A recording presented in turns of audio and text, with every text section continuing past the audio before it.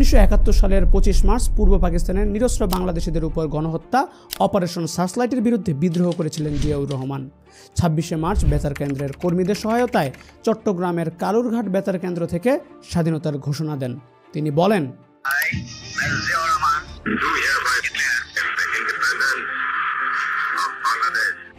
বাংলাদেশের মহান মুক্তিযুদ্ধে জিয়াউর রহমানের অবদান ইতিহাস থেকে মুছে ফেলার অনেক চেষ্টা হয়েছে বিগত 17 বছর ধরে। যেখানে সম্মুখ সমরে জিয়াউর রহমানের অবদানের ইতিহাসের সাক্ষী তিনি একাধারে 1 নম্বর ও 11 নম্বর সেক্টরের সেক্টর কমান্ডার ছিলেন, এমনকি জেট ফোর্সের প্রধানও ছিলেন তিনি। মুক্তিযুদ্ধে বীরত্বপূর্ণ অবদানের জন্য জিয়াউর রহমান বাংলাদেশের দ্বিতীয় সর্বোচ্চ বীরত্ব পুরস্কার বীর উত্তমেও ভূষিত হন। যুদ্ধ শেষে সেনা ব্যারাকে ফিরে গিয়ে জিয়াউর রহমান তার পেশাদারিত্ব প্রমাণ দেয়।